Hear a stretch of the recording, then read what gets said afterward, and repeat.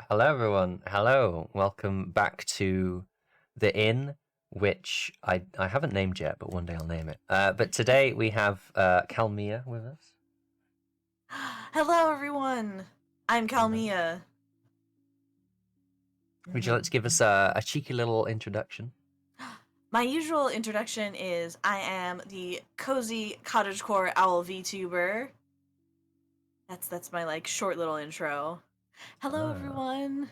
I see some of my friends here. It's good. I like it when people's media audience come in because they get to find out all your secrets. Yeah. And they can ask you the stuff that they can ask that they don't usually ask. But yeah, cozy cottagecore VTuber. Yeah, like owl VTuber. You call it cozy cottagecore tuber, and then it would be CCC. I did not bring you here at gunpoint. Wow. But yeah, I'm trying to think of when I found you, because I found you at some point. I remember you were doing the modeling, the garage kits. It was, I think it was the was it the Gura one? Yeah, we Gura, well, I did Gura, she was the last one I finished. Before that it was Marine. It might have been Marine. Maybe. This was like spring last year, so Then that would have been Marine. I see. But yeah, we'll get into them more at some point. I need to ask you the first question that I ask everyone, which is Okay. how are you doing today? I'm doing pretty good. My cat was cuddling with me at my computer this morning, so Ooh. it's hard to have a bad day after that. Like a feeling boost, I guess. A Yeah. buff. Yeah, she just likes to cuddle up between me and my keyboard. Sometimes on the keyboard, and that's a problem. But today she was pretty chill. And I won a game of Civ, so I'm also feeling Is that 5 or 6? Or one of I the play older ones? 6. Oh. Everyone plays 5. Is 5 better? I'll have to... I have played both. I actually prefer 6. It's going to be controversial, but I think the people that prefer 5 just don't like change. But I think 6 is a bit better. It's pretty good. Big fan of Civ. Who are you playing as?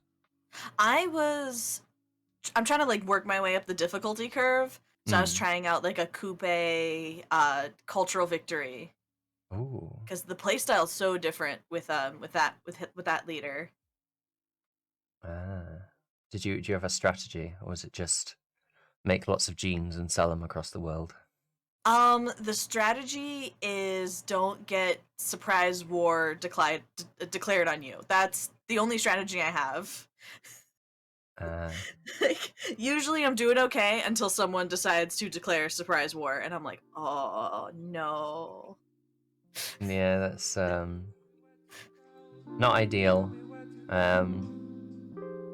Luckily, people in real life can't just declare surprise wars on you. So. Yeah. But when you're a world leader, I guess it's a problem you face every day. Unless you got spies and stuff. I guess the only equivalent would be a tweet longer, a surprise tweet longer. Oh shit! Wake up, surprise tweet longer. Now we need a VTuber RPG. Day 2, surprise tweet longer. I think I'm gonna go for the total dominancy victory in this VTuber run. Yeah, just destroy as many other VTubers as you can. Yeah, that's how it works, right? Yeah, there can only be one. It's just like Highlander. Yeah. I mean, people pretend that the VTuber community is all very friendly, but really it's all a battle royale. Oh yeah. Definitely. These are the secrets you're getting. But yeah, if you don't mind, we're gonna rewind the clock a bit. We're gonna go back into the past, and we're gonna ask you, how did you discover VTubers? Well, I think the first the first VTuber I ever saw was Kizuna Ai. I think she'd be a lot of people's like first VTuber. But then but I was curious like, oh, how does this even work? Because I always thought it was like something done in post-processing. So I did a little research and learned it was like all happening live, but also she had like a huge team helping her. Because, she was 3D, I forget when I first saw her, and I was like, ugh. But the first kind of like more modern or like current kind of definition would have been, I saw Miko Boat in early quarantine, and it it took over my brain. Sakura Miko from Hololive. There's just like a clip of her singing along to music in Arc. Oh yeah, the ba ba ba ba ba. Yeah. That was the peak for VTubing right there. That like got me through the first few months of early quarantine. I was just like, I'm sad, and I'm like, I'm gonna watch Miko Boat. And then obviously like Korone happened after that. She blew up. Coco, like, and then Hololive, EN, Hollow Myth. Like you can kind of see like the flood of just everything after that. Yeah, the whole conversion to the West, if you will. Oh yeah. I think VShojo started like soon after that as well.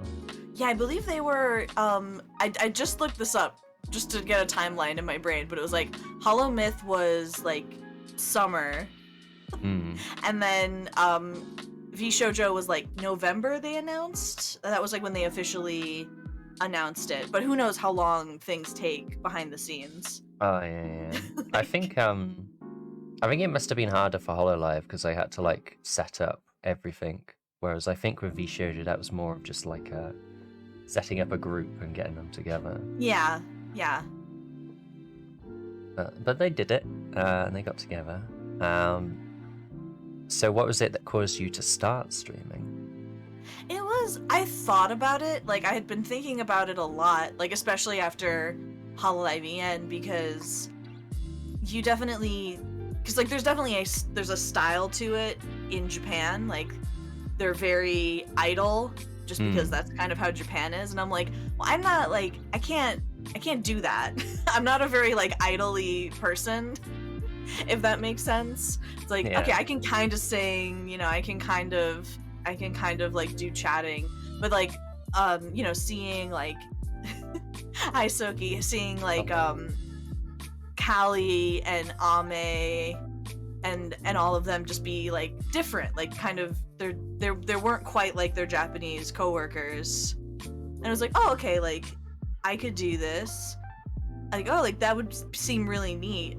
And then also kind of seeing a lot of other, because I was concerned about like the IRL stuff, like I don't do digital art, I paint model kits that like I need a camera for, so I'm like, okay, would people really be like accepting that?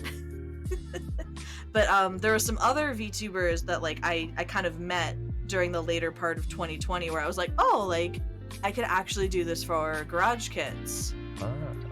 And it's like, okay, people seem to accept it. Like there's a like famous garage kit sculptor, Grizzry Panda, it's pronounced that way, it's spelled that way. Ooh.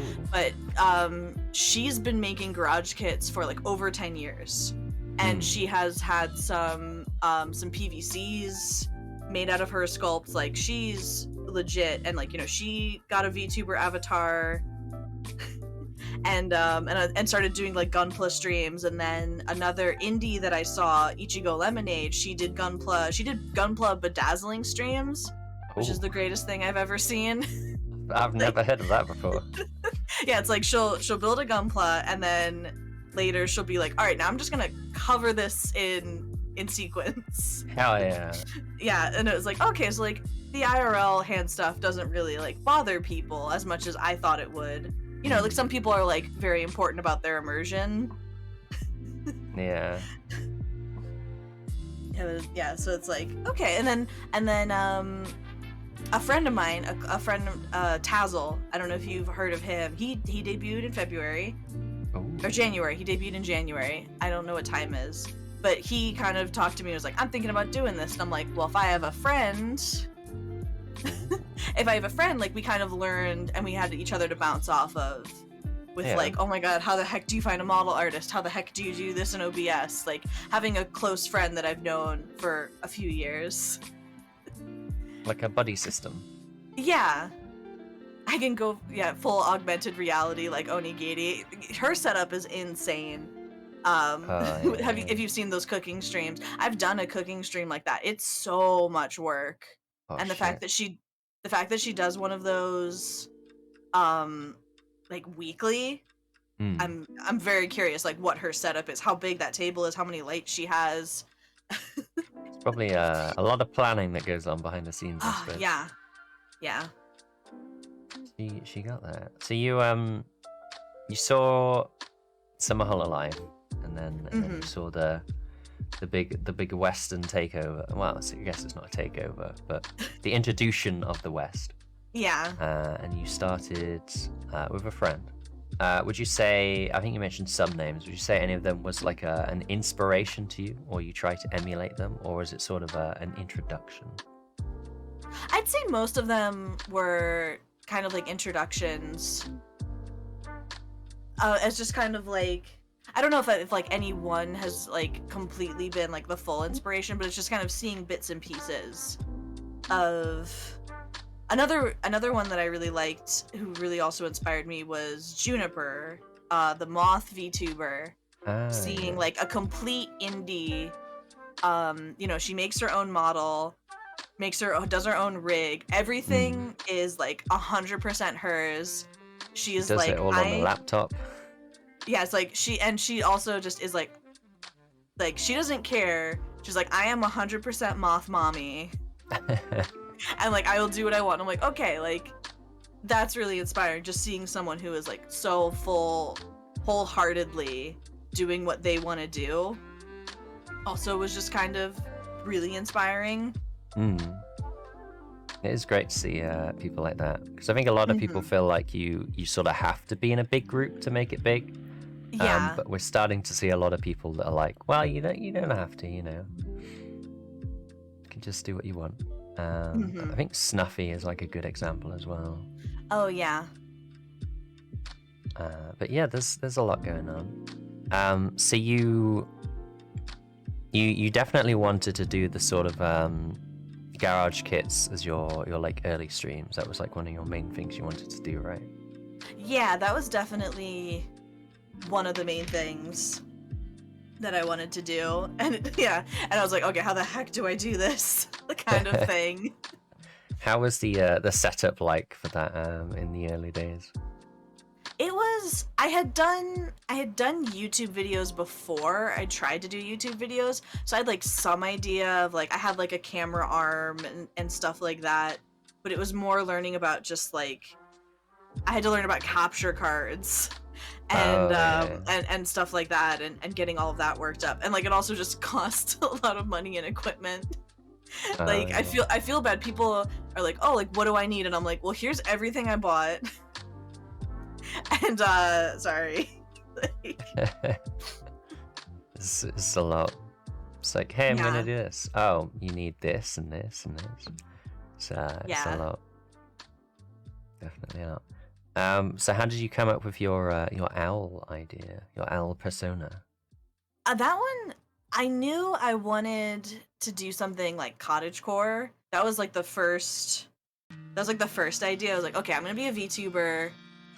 And then I have like a theory with like, if anyone's trying to create a VTuber persona, that they should try to do what like professional wrestlers, kind of how they decide their persona. And it's like, take like a part of yourself and turn it up to like 15. Yeah, definitely. Yeah, unless you're like the world's most amazing actor who will like never break character. Like I picked, I love cooking, I love gardening, so it's like I took those kind of, I knew I wanted to kind of take those, so I decided on like focus on cottagecore. And I was just kind of thinking about, all right, what kind of like creature, like definitely like Oni was on the list. And there was a bunch of animals, and then I think just like Owl just kind of. Oh, it was because I was thinking about Silence from Arknights. I thought about Owl. I was like, I've never seen an owl girl before, and then I was looking up species native to the area I lived, and there was one called an eastern screech owl. Ooh. And I was like, oh, I make weird noises. That's it. And it like once that happened, it was like, everything else There you go. was just all building fits. off of that idea. I see. It's a pretty good idea. I've definitely heard the wrestling method a few times. I highly recommend it to everyone. So this is your second or third model that you currently have. I've had this is technically my second. I was a PNG for a couple of months. I got like a small like chibi model just to kind of practice rigging. I decided pretty early on I wanted to learn live 2D, and then I was using the chibi model for a couple of months until my model was ready. Yeah, I definitely remember the chibi model. Everyone, when I started showing more and more like progress pictures of the model, everyone's like, that has a very different vibe than your current model. Because like, they'd seen me for like months with just like a big old head and everything, and then I'm like, hello. Wiggling about. Whoa, look at all this movement. VTubing is just wrestling. Yeah, basically. It is. It's, fake drama and stuff. But yeah, you what were your first few streams like? Did you have much scuff? Oh, I probably did. I definitely had one or two, like, I had just like two friends being like, please just tell me what's wrong. Like, I was just like, I need to figure out OBS. I had like one or two of those streams where I just had two friends watching and being like, this is bad. This is bad. Like, so I was able to work out like some of the kinks kind of in private, just figuring out like, the difference between display, window, and game capture and everything. Yeah, if you've like not looked into this stuff before, it can be very confusing for people. Yeah. There's also like Windows capture, like different types of capture, chroma keying and stuff. Yeah. And it's like, it's been amazing watching, like, just in the year and a half I've been paying attention, like how much all of these people are like working to help making VTubing easier. I'm like amazed with it. Like, I remember just starting out, you had to do the Discord, like capture, OBS capturing VTube Studio, and then you using OBS as your webcam for Discord and all that stuff. And now it's just like, you just sent me a link and I was like, all right, cool, I did it. And now here I am on the screen. There you go. It's good. I'm looking forward to when the actual collab program comes out, where you have like a virtual set and you both see the models either end both times. But who knows when that's coming. Hopefully soon.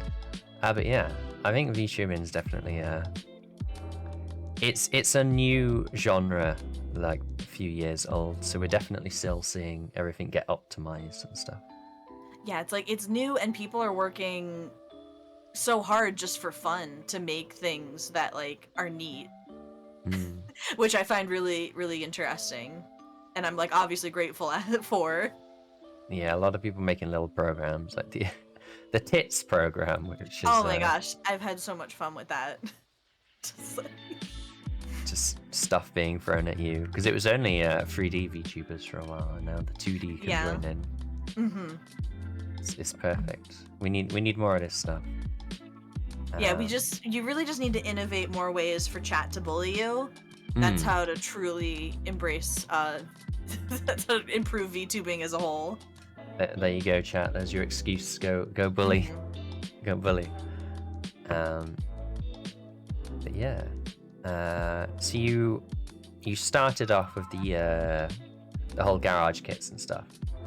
And I saw you played some old games as well. What have you? What did you play in the beginning? Well, it was like, well, like, one of the things I knew I wanted to do early was like play through King's Quest, the Sierra Online franchise, because it was a bit too, like, I was either like too young or like it was a little bit before my time to actually ever play them. But I've heard like so much about them, and I was like, oh, like I think this would be really fun to play on stream, you know. And I'm learning how to, you know, work on these like DOS games and stuff like that, and it just kind of grew into basically every Saturday from when I started, except for like a few exceptions, I've been playing like some kind of point and click adventure. Because turns out that is a wild genre. Like, there was just, people had some crazy ideas in the 90s. Oh yeah, that was like a peak point and click was the 90s. Yeah. Like, I still haven't gotten to the Discworld ones. Oh boy. Yeah, there's like official Discworld point and clicks. There's a point and click where Christopher Lloyd, it's kind of like Who Framed Roger Rabbit, where it's like Christopher Lloyd is real and he's interacting with cartoon characters that he invented, and it's just like that, like That's amazing. I'll never run out of point and click adventure games. Have you got to the parody ones yet from the 90s? Oh, and I don't think so. There's one based on Windows, and then there's another based on Myst. I think Myst is called like Pissed or something. Oh. And you get to see John Goodman naked in a bath. What? It's amazing. I'm telling you. Ah, Zem, Hello. welcome. Oh, let me give you a little trumpet. Hello, thank you. Oh thank my you. god. Let me give a quick shout out to Zem. What are you playing, Zem? We're just talking point and click games. I know Zem's played a few on stream as well. Yeah, I think this week I'm actually going to be starting the most requested series, which is the Monkey Island series. I'm very excited. I've never played any Monkey Island game. Are they easy to play on modern computers? Most of the LucasArts games got special edition remasters, so they're easier to play than I'd say the Sierra ones. Like, usually those get run through like DOSBox and stuff. Oh yeah. Actually, at least you don't have to do the whole security key thing with Island one. Monkey Island. Oh yeah. Some of the older games I play have some wild copy protection. It's like, okay, I needed to read the manual first, and I'm like, okay, like, where's the PDF of the manual? And it's like, like, some of them definitely, like, you know, they came with these big, like, maybe not huge, but, you know, these books that were like, you need to read this before you start, and it's like a very different experience from games now. Yeah, imagine if kids had to read the instruction manual now for playing games. Like, I think for King's Quest 6, there's a pamphlet in there that is just like, it was written as if it was like a travel guide to kind of like familiarize you with the area. I have heard of I Have No Mouth and I Must Scream. That is on the list, the very long list. Yeah, there's so many. Kids get cheats for games in the booklet. Oh no. It's a shame. But yeah, Zem was playing a very beautiful point and click, but I can't remember what it was called. I don't know if Zem can remind me, but it had like some dog that was talking about stuff and a plant. Anyway, there's some interesting topics that were brought up in that game. But yeah, that sounds about right. Paradigm? Yeah, Paradigm. I was also gonna think Sam and Max until you said Plant. Yeah. I grew up playing what was it? I played a little bit of Myst, but I didn't know what was going on. I played Zork Inquisitor 3. I played Broken Sword. I played a whole bunch of stuff because I had a babysitter that didn't know what to do with me. I mostly grew up playing like the humongous entertainment games, Freddy Fish, Spy Fox, Ah. Putt Putt. Like those. Yeah. So I'm playing those, and those were like clearly inspired by the '90s point and click games, but obviously like for children. So that's what I played like the most of. They're sort of like the borderline between point and click games and the like storybook games where like you just click on stuff and stuff happens. I do actually remember one of my first few streams was a bunch of Putt Putt games. The classics. I haven't actually listened to the Monkey Island music, but I probably should. But yeah, there's you're never gonna run out. And I think I saw you played the early Fallouts too. Yeah, I played through New Vegas on hardcore on like a survival mode, and then I was like, I really want to play the original Fallout just because I don't know, I think it just kind of became a thing where it was like I kind of wanted to go through the genealogy of a franchise. I don't know if that's the right word, but like so it's like kind of play 1, 2 we got stuck and I need to restart. Uh-oh. I got really stuck. That's a sign of an old game. Yeah, well, it was more just like I got really stuck and it wasn't fun to dig myself out of the hole like on stream. So I was like, okay, we're just knowing what I know now about the game, I'm gonna restart. But we also did recently play Fallout Brotherhood of Steel. Terrible game. do not recommend. Is that different from Tactics? Yes, it was different from Tactics. It was made in 2004. Whoa. And it's like a top-down. It's like a top-down shooter. Oh. It's bad. Like it wasn't even funny bad. It was just like this is just horrible. Yeah, you gotta be brave. You can definitely you can tell they were a little desperate because there's no like Nuka-Cola, the fake drink in 1, 2, and 3. It's sponsored by the energy drink Balls. Which just completely breaks like any immersion. Oh man, this 50s parallel universe that has Balls energy drink. Yeah, it was wild, and you can play as a ghoul in the Brotherhood of Steel. Oh, yeah, completely. Famously very accepting group, Brotherhood of Steel. I'm guessing you gave up on that game, or are you trying to trudge through it? That one was I just had last week I had my 1-year anniversary stream, so that was just part of it. I was like, I have really long streams, and I just have like a spin the wheel, and I try to play like an hour of like games that I know won't make a full stream. Oh dear. What else did you have on the list that you were forced to play? I played 10 minutes of Garfield Kart, that one didn't even make it to 30. Uh-oh. That one wasn't fun. I don't know how familiar you are with the Senran Kagura franchise. I've heard the name. I don't think I know it. Okay, it's like a beat 'em up genre of like women ninjas, and it is each game is 50 to 90% fan service. And they had a pinball spin-off. Okay. So we played the pinball one, which was very interesting. Damn. It's hard to explain. You could have played the Austin Powers pinball game. Oh, I could have. Yeah, I'll just have an all pinball stream. One day, maybe. The table stream, the pinball table stream.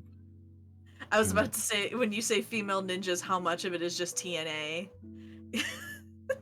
Like in the actual like mainline trilogy, when you face like another girl who is a boss fight, the more you beat her up, the more clothes fall off, and that's about 50% fan service. So imagine what 90% fan service is during a pinball game. I mean, that's real life, right? People's clothes just fall off. Because you're just so good at fighting. Yeah. You don't aim to like knock them out. You aim to knock the clothes off, and that's the source of their power. Yeah, that's how it works. There's a fantasy game like that apparently was really good, but it was a lot of fan service. I can't remember what it's called now. Is it Dragon something? I can't remember. But yeah, there's a lot. You're never gonna run out of old games to play, and it's very unique to play them as well. Yeah, like I never really had. I know like a lot of people kind of like the older like SNES, kind of like old Nintendo games. I never really had Nintendo like consoles growing up, so I like that's just kind of not what I like have nostalgia for. Ah, yeah, Dragon's Crown, that was it. But yeah, so what was it that you mostly played growing up, or was it mostly this stuff? It was a lot of Roller Coaster Tycoon. I have a lot of simulation games. I love The Sims. I did eventually get, for my birthday, a Game Boy Color with Pokemon Yellow on it. Oh. I think that was my first like not computer game. And like, you know, and then I was like very religiously followed the Pokemon series kind of since then. I feel like everyone, if you were a child in the like late 90s, early 2000s, you were likely a Pokemon child. Yeah. It's the way it is of the 90s. You had to be there. I mean, Pokemon never went away. That's the other funny thing. It's like, you know, I'm old now. Not that old, but like I'm old now. Like the kids are, you know, still into Pokemon. It's still happening. You know, we just had Pokemon Legends come out. That's probably gonna breathe life into new generations of Pokemon fans for like a really long time. Probably, yeah. I imagine if like you've got a Switch and then you just get this game. Like kids that aren't really into like turn-based stuff, maybe they're like probably really like this. Like I've heard nothing but good things about it. Yeah, it's definitely trying something new, which I think a lot of people are appreciating. Which is quite good. But a question I forgot to ask, which I should have asked, is how would you describe cottagecore for the people that don't know? Oh yeah, so cottagecore is, I think it kind of I don't really know where we started adding core to everything, but it's like it's kind of like a vibe, like a type of fashion. So it's like, you know, very home style kind of things, like work, you know, it's a kind of like a vibe of just sort of like I'm out in my cottage, or like stuff like that. You know, like I have like the mood boards that I originally sent my artist friend when we were designing the character, and it was like a lot of floral patterns, a lot of deep greens, rich reds. You know, my character was almost wearing overalls like during the design process. All that wholesome stuff. Yeah, like wholesome, because I am like in real life, like I do a lot of I kind of call it like modern homesteading. Like I make cheese. Ooh. I learned cheese making early during the pandemic because I used to be a cheesemonger, and I do canning, gardening, food preservation, kind of stuff like that. So I was like, oh, like it kind of all kind of blossomed from there with things. Like I think there's something very gratifying about being able to provide for yourself in ways, and like it helps me in like my own mental health of like, these are tomatoes I canned in August and it is now February and I can eat them. Some good life skills are very important. Yeah. Be ready like for the apocalypse. Yeah, I mean, I don't know if you've seen the meme, but it's like learning that the real people who are valuable in the apocalypse are like the people who know how to farm and preserve food, when everyone else just wants to be like samurai barbarians. Wait, are you saying that's not gonna keep me through the apocalypse? Well, it's like, then you need to be a samurai barbarian who helps protect someone who knows how to make food, and then you've just invented feudalism again. Because it's like no, we got a speed run getting back to society, right? So speedrun feudalism, yeah. Just go around being an adventurer, taking money to fight off bandits and stuff. That's the secret. Although we all know that 90% of us won't even make it that far, unfortunately. So it's like the whole zombie apocalypse thing, I guess, which is just another apocalypse. Gotta pay rice tax to your samurai. Yep. Yeah, that's it. I don't take money. I only take rice. So you better start learning how to grow rice. which I don't know how efficient rice is. I mean, it must be efficient enough for it to be like a staple for, you know, how much of the world's population. I don't know. I haven't played Sakuna of Rice and Ruin. Oh. I don't know how to grow rice yet. Uh-oh. You gotta practice, I suppose. Get ready. But yeah, I think the first time I heard of cottagecore, I assumed it was just like countryside English living. Because that's just what it looked like to me. I guess that could kind of be a vibe, yeah. I've heard of the offshoot, which is called like Goblin Core or something, which is yeah, Goblin Core. I think it's more aesthetic than it's like a cuter version of Doomsday Prepping. If you also want to take it like that, it's like I'm learning how to take care of myself, but I also don't have a safe full of like weapons in my basement. Instead of a hideout bunker, you just have a cottage. Yeah. Yeah. There we go. Like, we need more cottagecore people in the world. What other sort of cores are there, or notable ones? I don't know. I don't know. Just when I wasn't paying attention, we slapped core on everything as like a vibe. Like I know there's like norm core. Norm core. I'm into norm core. I watch Family Guy. Yeah, it's like when I wasn't paying attention, we started putting core at the end of everything, and cottage core is like the only one I really kind of follow. I can't think of any others apart from like nightcore and stuff. Yeah, I guess nightcore. Yeah, lots of hardcore gaming. Oh damn. I'm a game into gamer core. Play games. Yeah, I guess gamer core would be, you know, like the Razer chair, everything RGB. That's gamer core. Oh damn! I thought it was an e-boy, but I guess it's just gamer. It's a lot. There's a lot to go around. Earth core. That's like a So there was steampunk started as one, and then that off branched to like a whole bunch of others. There's like solar punk, which is I can't remember how to describe it. But I guess that would be Earth core is solar punk. That's also another thing. Instead of core, there's also punk. Yeah. I think we moved from because when I was like kind of more into things, like that's when steampunk was huge and adding punk to everything. But then I think after a while it changed to core. Yeah. I feel like punk has some implied edginess to it, whereas core is like I don't know, daft core. Daft core. There's no more daft core, unfortunately. Oh. They split up. Well, they blew up, literally, according to the video.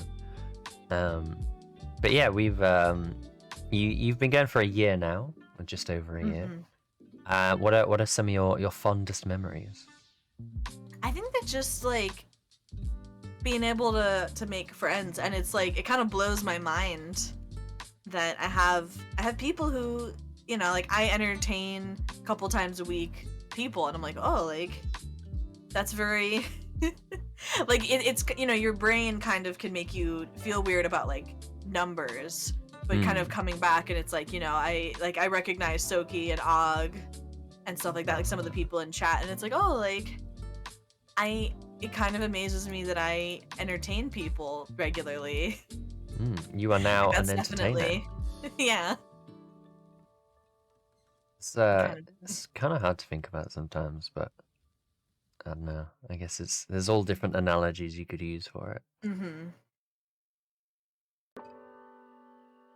But yes, you've entertained lots of people. You've done these garage kits. Would you say, I guess apart from like the being hands-on stuff, would you say there's like much difference between like the gaming streams and the modeling streams? Yeah, they're pretty different. Like, cause the modeling streams are more kind of like how like art streams are just kind of vibes. Like, you know, you have music playing, and occasionally people will come in and ask like, oh, what am I doing, or what's that tool? But like it's kind of like an art stream where it's mostly just kind of like, it's like just chatting with extra steps. I'm just doing something else with my hands. Yeah, Like I can see that. you're just coming up with things like I made a post about it on Twitter, but during a stream my friends were telling me to watch JoJo's again. And I was like, I'm not watching JoJo's. and then we crowdsourced in chat the worst JoJo's watch order, Uh-oh. which was truly like, it was so funny. I made a post about I like made a graphic and then posted it on Twitter, and I was like, this better blow up. This took me an hour to make this. Oh boy. So what is roughly the worst JoJo's watch order? Well, I know some of it involves lost media. Like they one of my friends was like, oh, you need to have Phantom Blood on there. It came out in 2007. It's technically lost media. There's never been, outside of its theater run, there's no other record of it. Another one was win a fighting game tournament of a specific game. Oh. Okay.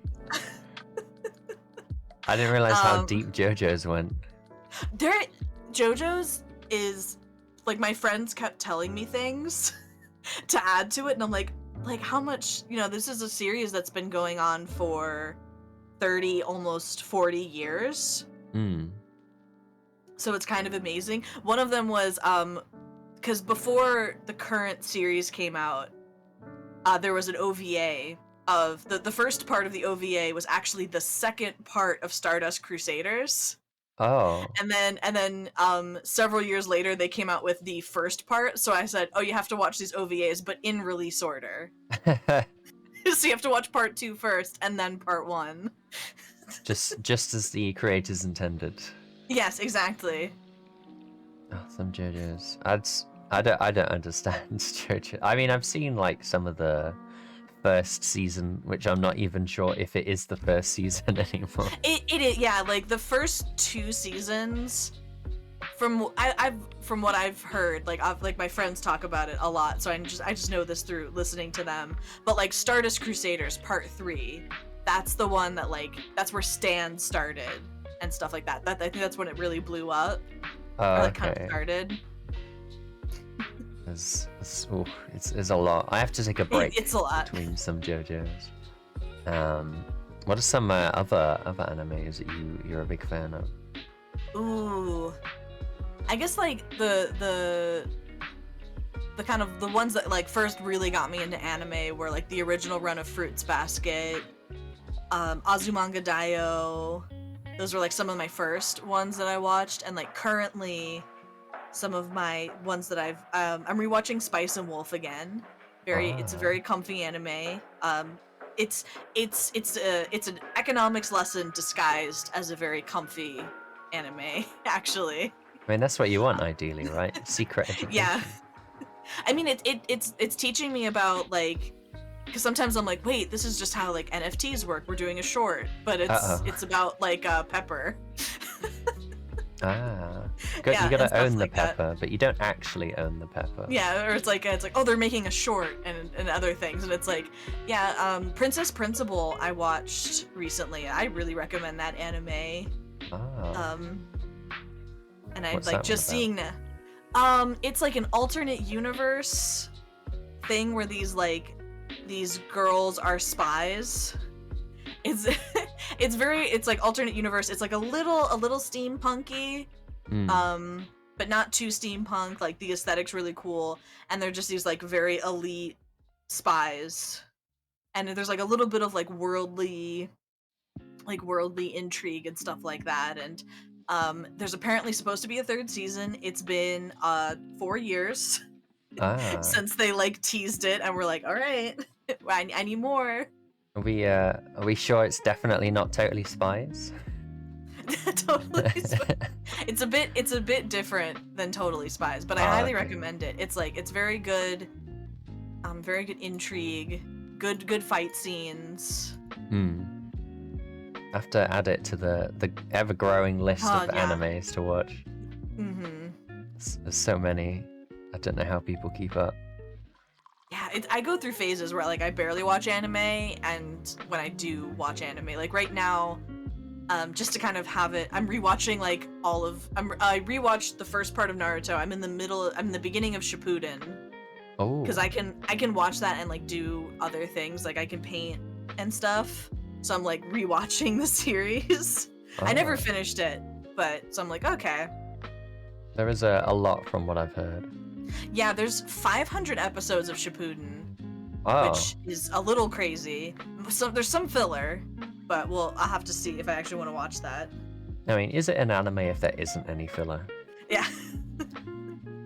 It's like a pie. You can't have a pie that's all. I guess pie is the filling, I guess. Mm-hmm. So I can't really use that analogy, but like a pie without crust, I suppose. That's a lot of Shippuden. It is. It's and then Boruto, the next part. They're like still on like episode. My friend said they're on episode 234, What? and they're not even at the time skip yet. What the fuck? That's a lot. Yeah, my friend did say he firmly defends that the creator Kishimoto is a good writer, but he doesn't like writing as much as he likes money. So that's why everything takes so long in that series. That would make sense. I could see that. There's a lot of I feel like it can be off-putting having animes with that many episodes, because it's like, oh, I know I'm gonna get into it, but it's gonna take over my life. Oh, it's like One Piece. Like, can you even, you can't start One Piece without knowing the gigantic task in front of you if you do. Was it like 900 episodes or something? Yeah. It's too much. It's too much. Mm-hmm. But yeah, you're currently on your second 2D model. Mm-hmm. Did you say you rigged it yourself? Yeah, I did the rig. I was kind of curious because I think I try to tell, because people are like, oh, like how do you describe live 2D rigging? And I'm like, it's a little bit of art and it's like a little bit of math, and I'm not good at math, so like I didn't mean that as like a thing, but it's like if you've ever done kind of like any 3D modeling or animating, there's like kind of a math to it. It's like puppets with thousands of strings. Yeah, so it's like, especially when you're figuring out like physics, there's numbers with, how much gravity does something have when it moves, and the flows and everything. How did you find learning live 2D? I think that it was a little bit, there's like a few tutorials when I started in last year, and again, it's just one of those things where like it's completely blown up. In the while I was learning things, people are like, oh, like how do you make expression toggles? A week later, someone's like, here's my tutorial on how to do that, and I'm like, perfect. Like, it's one of those things where just people are constantly making things to be helpful and stuff like that. Everyone I ask about live 2D is like, oh, well, when I learned, there was like no tutorials, and now there's loads. Yeah, it's like you could have watched some of the 24-hour long workflows that like Brian Swee from Iron Vertex posted, or like his even older tutorials that were like live 2D 2.0 instead of, I think we're on 4.1. I'm kind of surprised there isn't like because there's Vroid for 3D. I'm kind of surprised there isn't like a 2D version yet, but you never know. There may already be one. Well, I know that there's programs that people have for like fancier reactive PNGs. Oh. Like they'll move a lot more and stuff instead of just being like a little thing that bounces when you talk. Like that's even more advanced. Yeah.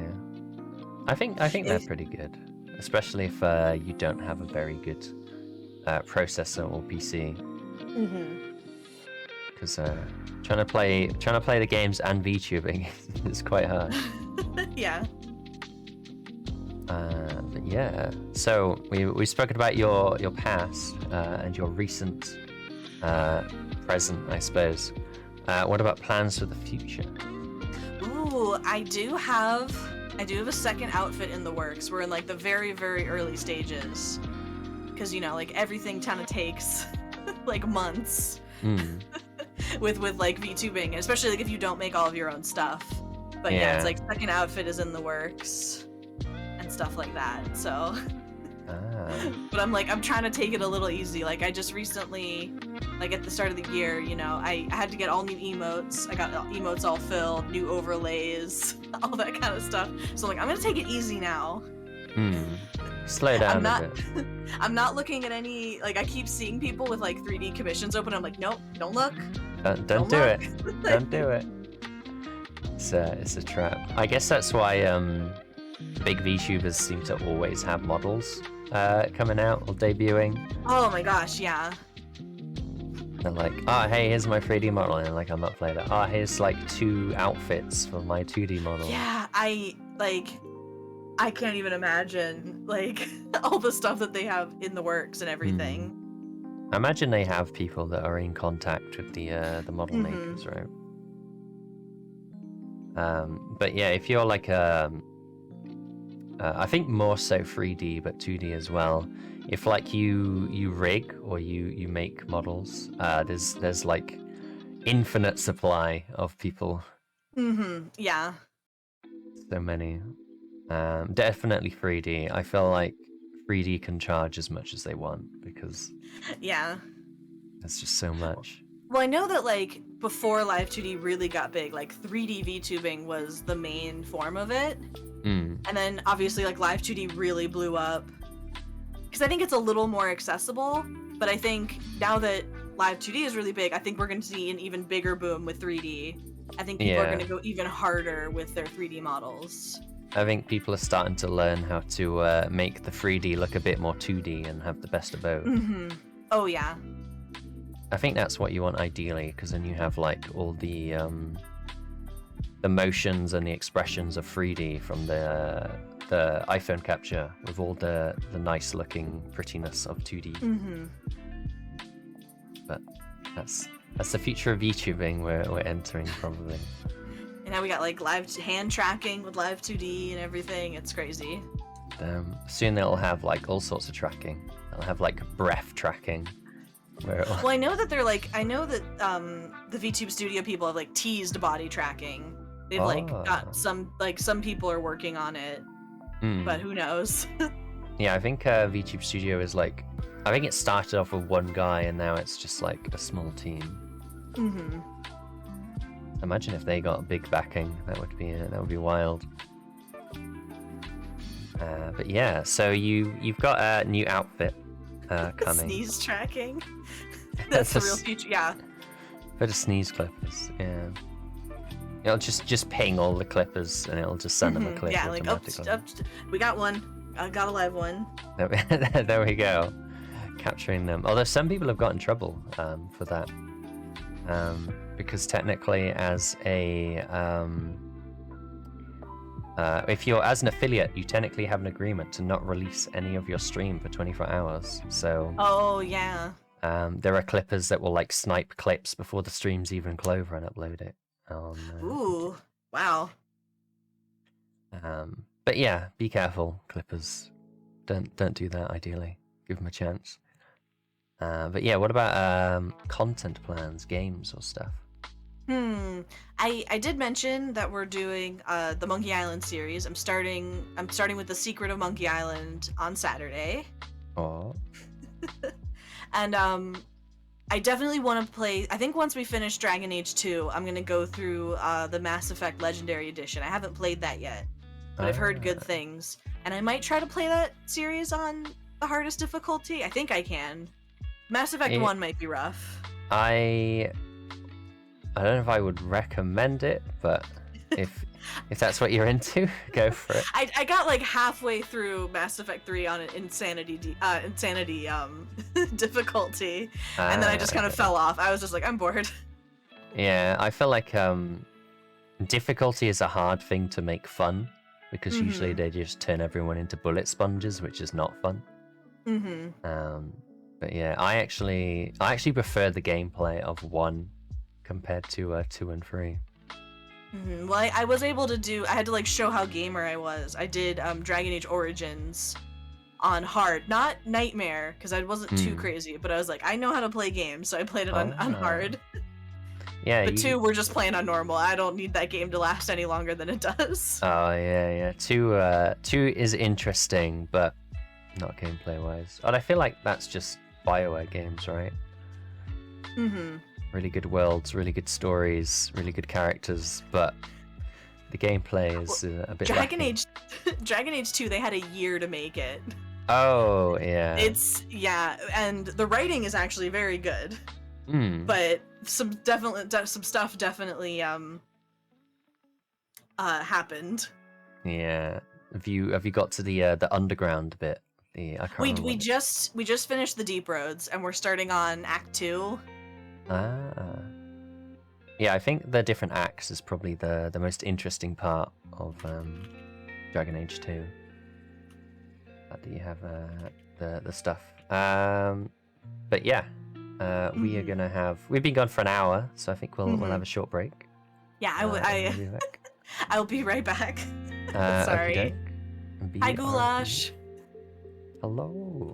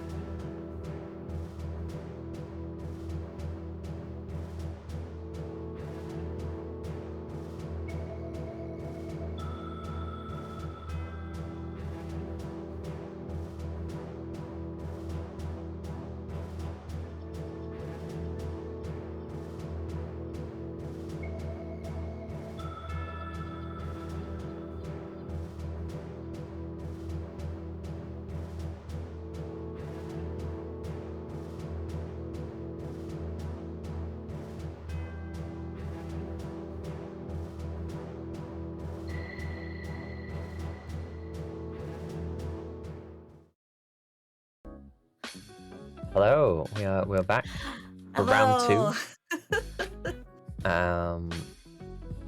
But yeah, I should have taken notes, but I didn't take notes. So with the modeling stuff, if I'm correct, you like normally people will like just buy a kit and they'll just follow the kit, right? But you do like do custom stuff, right? I've done a few customs, but most of the time I just I just kind of paint what's from me. Like my sculpting abilities are pretty limited. So I've done a few things where it's like a client has requested like the hair look a little bit different or to look more like their character. But I've done a little bit of sculpting like modifications. I see. Yeah. Which do you prefer doing? Just following the actual model or doing your own stuff? I usually follow the model unless it's like an original character where you can like kind of change up. I usually haven't gone like off model if it's like a character I really like. But like sometimes I've done like it's just it's like an original character for the sculptor and I paint it how I want.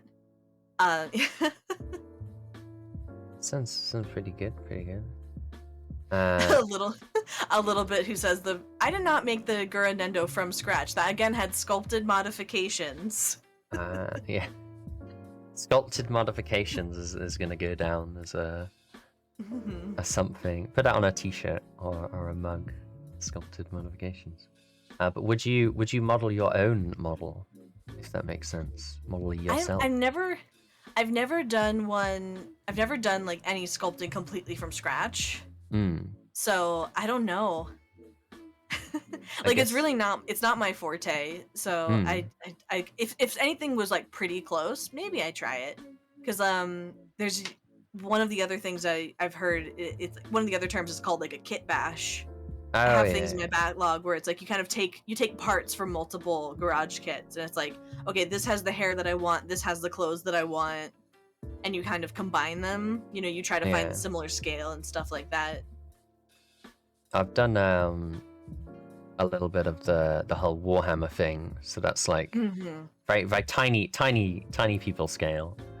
I've wanted to try Warhammer. It's I'm a bit jaded on it, so I'm not sure if I'm the best person to talk about it. It's one of those hobbies where like, yeah, I'll get an army, I'll paint it all, I'll model it all, and then you actually start playing the game and you're like, I don't actually like this part, and then you regret it. Yeah.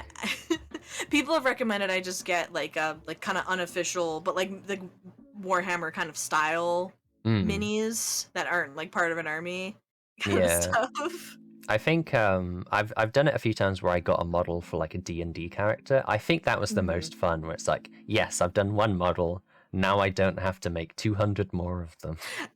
Yeah. Hello, Turnip. Oh, I'm sorry. I need to ask you, what's your opinions on Gabagool? If you don't know like what it is, the word, or so actual Gabagool, I believe, is it's Italian. capicola. No, it's dried meat from Italy, I think. Yeah. I believe it's like capicola, but it's somehow turned into gabagool. Oh, okay. Turnip, you've been lying to me this whole time. I think that it's but yeah, like I do love it because when I worked as a cheesemonger, it was also at like a European style deli. So like I know a lot of the meats, the deli meats and stuff. She knows. She knows. I think you're the first person I've asked that knows about gabagool. But yeah, like I working there, I ended up with the really weird habit of like when someone would be like, "Oh, like what is this?" and they would point to like a type of deli meat, and I would like I would point to myself and be like, "Oh, it's this muscle like on the pig." Like, "Oh, like kappa, yeah, that's the neck muscle." Like, "Oh, guanciale, that's the cheek muscle." I just like start pointing to myself, and I'm like, "This is really weird." Let's see. Like, you don't want to think about you know, it being like a body part. Some people don't. Yeah, I can see that.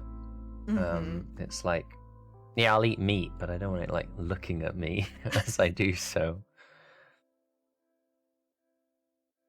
Do you have like a favorite cheese that you mongled? Ooh, that's like asking me my favorite child.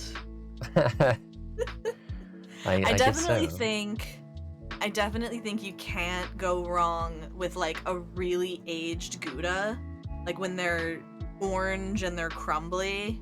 Ooh. That's like whenever I definitely have my cheeses where if someone isn't really used to trying like fancier stuff, I have like my go-tos. Like if you hate blue cheese, if you think you hate blue cheese, try Cambozola. It's half Camembert, half Gorgonzola. I've had people eat it and then after they eat it be like, "Oh, well, like I hate blue cheese, I'm not gonna try it." And I'm like, "You just ate one." Oh. Like, I just had you eat one. You swindled me. Yeah, it's I don't know. Cheese is like one of those things where like people know like the basic cheeses, but there's like a whole world of cheese out there. Yeah, it's like I have I early again like when I picked up cheese making, I got cheese be bussin'. It do be bussin'. I got a wine fridge that is, Oh. it's basically a cheese cave. So I have actually wheels. I have wheels that are over a year old, maybe close to 2. I should actually like try them at some Maggot point. cheese. No, not the maggot cheese. Is Skyrim correct that if you add a wheel of cheese to a chunk of cheese, it becomes a health potion? I mean, it feels like one. Oh shit. There you go. If anyone's feeling unwell, have some cheese. Just eat a whole wheel of cheese. You'll feel good and then immediately feel awful for like the next few hours. Actually, don't do it if you're the 2/3 of the world that are lactose intolerant. Probably not a good idea. Well, actually, aged cheese, like Parmesan does not contain lactose.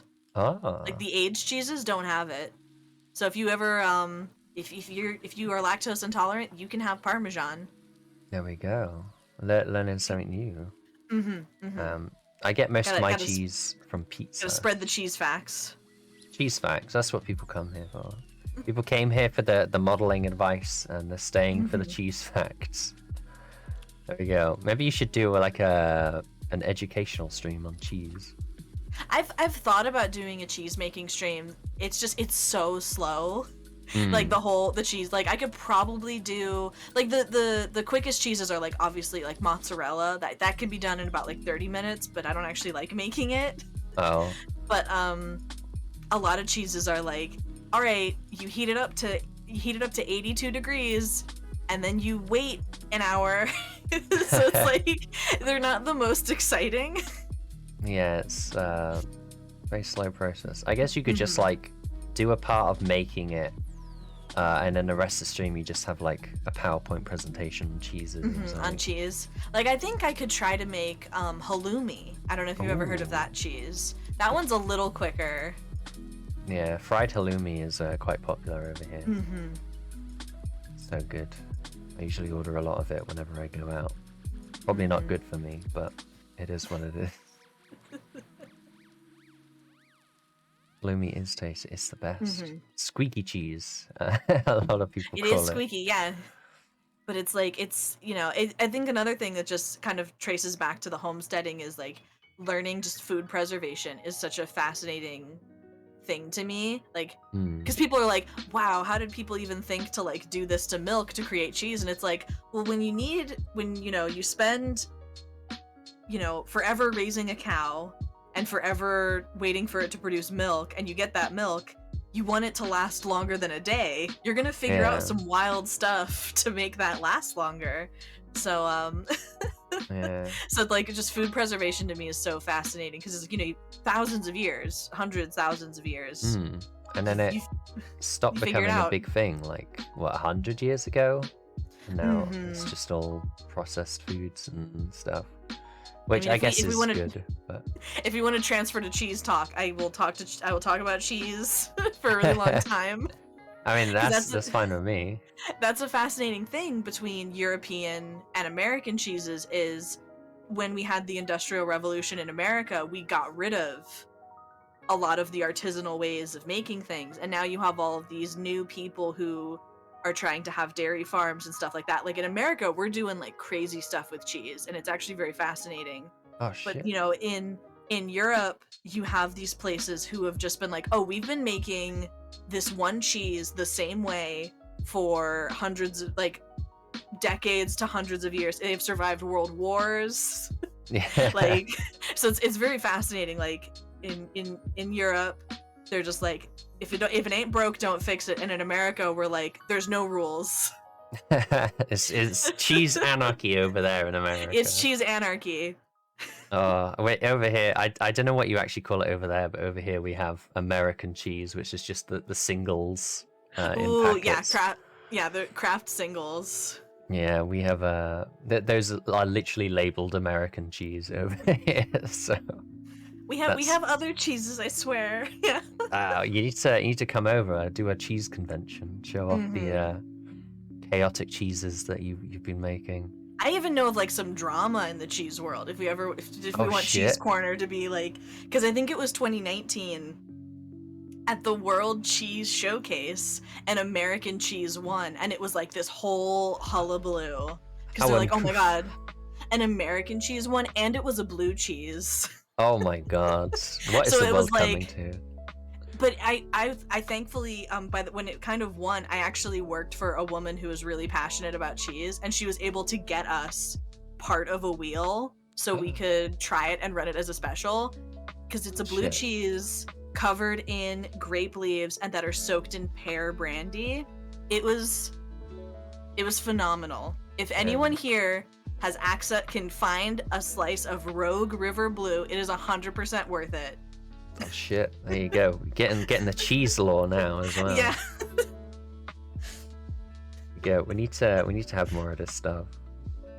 Stop having like, I don't know, internet wars. Just have cheese competition. Oh yeah, cheese drama.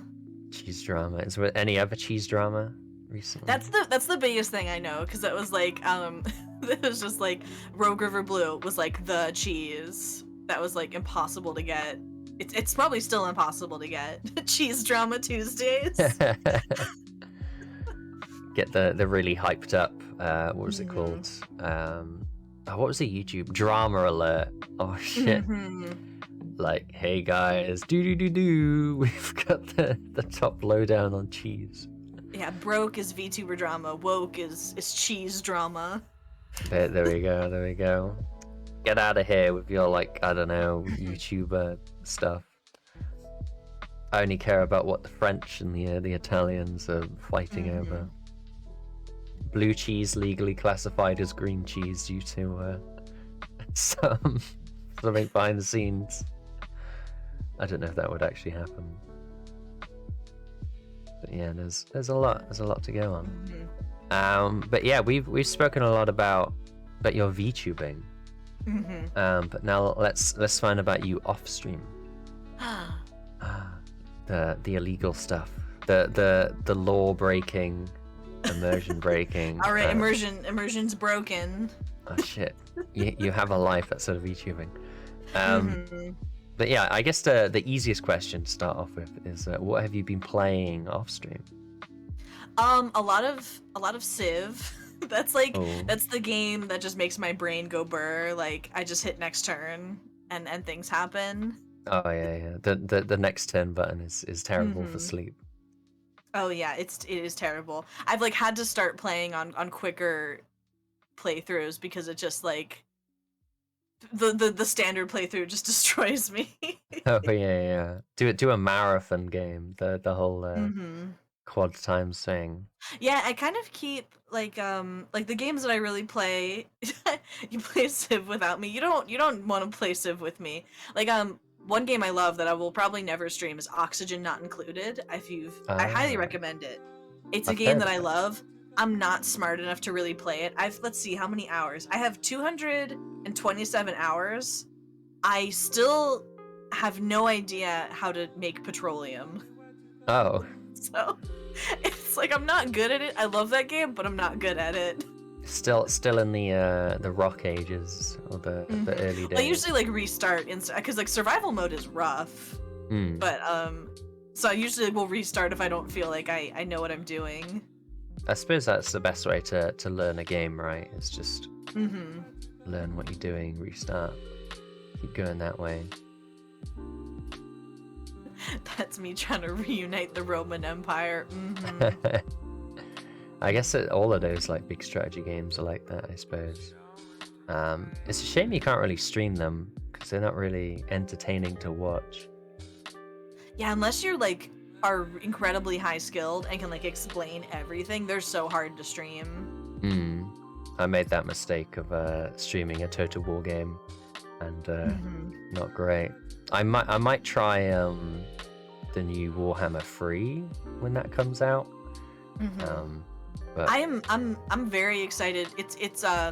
I'm very excited for, if you've heard of it, the Starship Troopers real-time strategy game. Should be coming out in March. I'm excited for like a new RTS to come out because I feel like that genre has been pretty dead since kind of StarCraft 2 got less popular.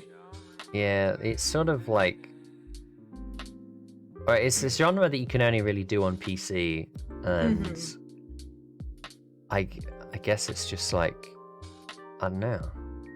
Very, very specific audience are into it. Yeah. I think at the Age of Empires, I think that was like probably the latest big release for RTS games. Age of Empires 4. Oh, those are RTS? Ooh, okay. Yeah, they're like historical stuff. It's on Game Pass, I think, which is probably I what go helps it a back lot. and play Command and Conquer Red Alert 2 sometimes. Gigamesh. War cards. More war cards. Mm-hmm. I tried that Humankind one, which had some nice ideas, but I think it just didn't keep my interest. Yeah, I've heard about Humankind. I've heard about RimWorld. Yeah, they just occasionally like. There's a lot. There's a lot to go on. But yeah, and a question that I should ask everyone, which I think I do actually ask everyone, is if you were trapped on a desert island, and you could only take one games console, emphasis on games console, PC not allowed. What would you take with you, assuming you had the electricity and the monitors and stuff? I really haven't been. I've mostly been a PC gamer. Like I have a Switch that I barely use. I guess I would maybe say like Nintendo DS, because that definitely has like the most games that I would probably want to play. Like we recently went through I did my first Nuzlocke with Pokemon Soul Silver, and I think I'm gonna try Bravely Default next week. I've heard. Yeah. I'm excited about that one. Yeah, there's like a bunch of games. I think I would say Nintendo DS. There you go. Smart choice. Smart choice. I suppose an option coming up would be the Steam Deck, not the Stream Deck. Yes. Which I'm interested to see how it goes. Because never before have I bought a games console and already owned like 800 games on it. So. Yeah. It'll be interesting to see how that goes. Like anything that just helps make PC gaming more like affordable. Oh yeah, definitely. Because I was incredibly lucky that I was able to build a new computer in 2019 or late 2018, and I remember a coworker being like, "Oh, you should like save your money and wait until GPUs are cheaper in a couple of months." And here we are now, where like GPUs and graphics cards are just impossible to find. Like, I've heard nothing but horror stories of anyone trying to build a computer right now. Oh yeah, it's like I think it's like a chip shortage or something. I think like your only option is either sitting on websites and refreshing for like an hour and hoping they restock, or just like buying an overpriced pre-built PC or something. Yeah, like I used to hear people people used to do the pre-built thing, and then the pre-built companies caught on and made their pre-builts more expensive. No. So it's just like like I used to live by a computer store, and like they had all of these signs where it was like, you know, if you buy a GPU, like you will be on a list and unable to buy one for like another 60 days. Like they were trying really hard to ration them out to people who just actually want to play games. It's kind of hard, yeah.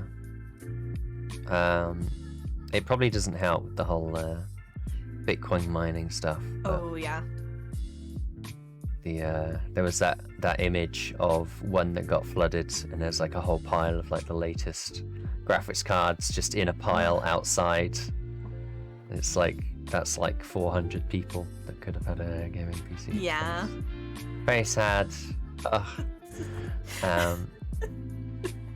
I can't do it. Some sad emotes on VTubers are too real. My one's not real at all.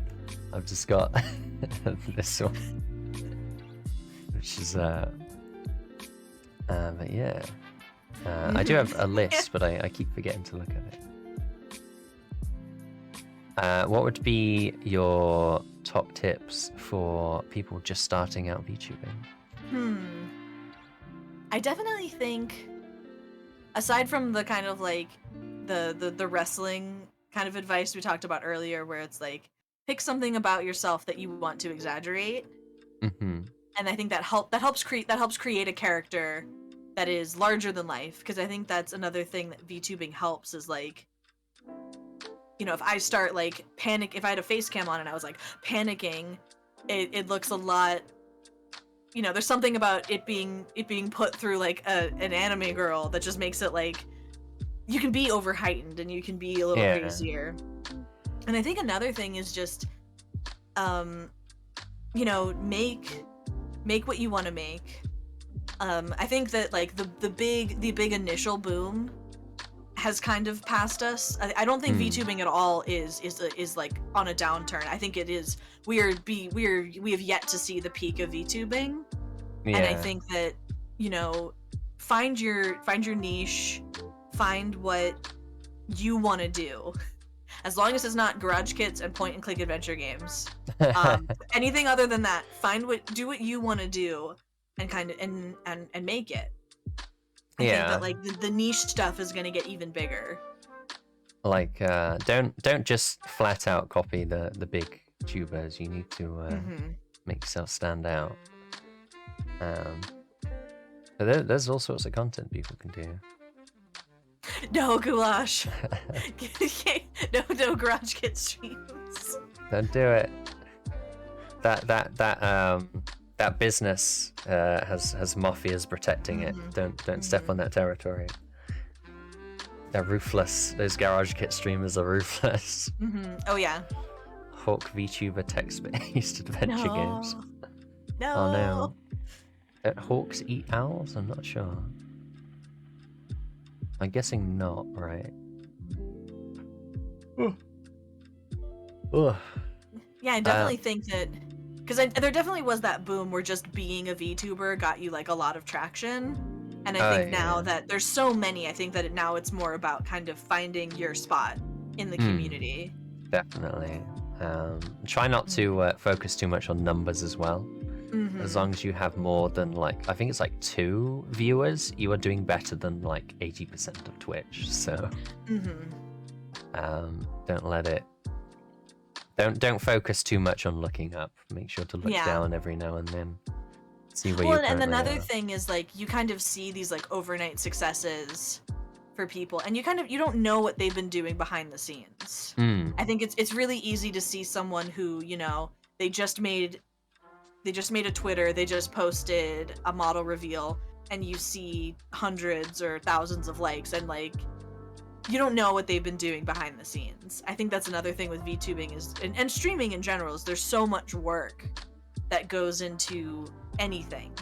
Yeah, there's like lots of off-site advertising, and partly it's just down to luck as well, and the algorithm, the dreaded algorithm. And unless you're an incredibly talented artist with a lot of free time, you're probably working with a handful of artists yourself. Overlays, backgrounds, model, emotes, like, there's so much work to do. Oh yeah. Don't rush it as well. But also, don't expect a massive debut like Hololive. Yeah. Just jump in. Yeah, it's like Hololive put in the work, years ago, and now whenever there's a debut, they get thousands and thousands of viewers. And like, if you're just starting, you have to put in that work now, and you probably won't. Yeah, you won't see those. Even like people like Iron Mouse, she started streaming. I think it was like 4 years ago, right? Yeah, 4 years ago. Like. Back to Nyanners, she's been doing internet stuff for a decade. Oh yeah, she's like one of the like grandpappies of internet stuff. Yeah. I think she's one of the elders of like internet shit posting. on the council. Yeah, so if you're just starting, it's gonna seem really disheartening. But you're planting those seeds. Again, cottagecore, you're planting the seeds. Yeah, cultivating that cheese. Of things. You got this. But yeah, I think we'll start wrapping up soon-ish. If anyone in chat has any questions, let it be known now. All right, don't post any cringe, my friends. I mean, you can if you want. I've set this to mature, but keep it TOS. Of course. If you have any questions, now would be a good time. As I start loading up some stuff and preparing for the final questions of the stream. Dun dun dun. One of them. My question. Mm-hmm. How to boil cheese? Uh. I mean, what do you mean by that? Like you make mozzarella with very hot cheese. That is true. I don't know if you would want to boil cheese because it like spreads out, right? How to boil cheese? I know it's not a real question, Goulash. With your lies, but yeah, for anyone here who is somehow not following Kalmia, let me see if this works. I think it worked earlier. I did see a shout out. There we go. But yeah, and I'll ask you the second final question of the stream, which is who do you want to raid? Ooh, let me see. Because there's a lot of people for a Tuesday. I'm like not allowed to say Tuesday. Oh. It's because I stream at like an earlier time, so I wonder, I'm like, why do I have so many people from like the UK? I'm like, oh, because I stream at 3 p.m. EST, and I've offended so many. I've had to apologize to the British people many times with my bad British accent. Oh, we love it. We encourage it. Mm-hmm. We will spread our influence. Bum, bum, bum, bum, bum. Just double checking I didn't miss any very important topics. I don't think I did. Accents are totally okay. I know I've definitely offended people being like, "Oi, governor," and then chat gets mad at me. Well, especially when I was doing like King's Quest, and I would turn on the bad British accent. Like, I mean, you kind of need it for that sort of fantasy, right? Mm-hmm. Yeah. Or like I don't have a very wide range of like voice acting accents, so like sometimes those point and clicks with no acting, I have to like really scrape the bottom of the barrel for like. Oh no. I'm like, all right, this person is from Brooklyn. I don't care that this is a fantasy world. Hey, I'm a Brooklyn. I'm a fantasy man. That's a Brooklyn accent, right? Asian accents in all games. Yeah, well. That's, let's see. We could raid Cobalt Puppy. I'll send you the name. She is. Yeah, we could do that. Very nice. Sounds good to me. Bum, bum, bum, bum, bum. But yeah. Yes, Asian accents in old games are very. I put like a content warning for the Dagger of Amun-Ra. I was like, I know that there's a man who is. They tried to make him Chinese. It's bad. Like some of those 90s games. It's better now. I put warnings. I'm like, I'm so sorry, like that they thought this was okay 20 or 30 years ago. Oh god, time. It happens. But yeah, we're gonna raid Cobalt Puppy. Thank you for coming. It was a pleasure having you. We learned a lot about models and cheese. I think we learned more about cheese than models, but probably. But cheese is like, you know, a bit more diverse, I suppose. The world's first cheese tuber. Cheese tuber, yeah. Maybe one day. The holy VTuber. But yeah, how do you usually end your streams? I usually say like, have a great rest of your day. I'll see you later. Bye. And I shake my head a lot. The VTuber head shake is very important. Bye.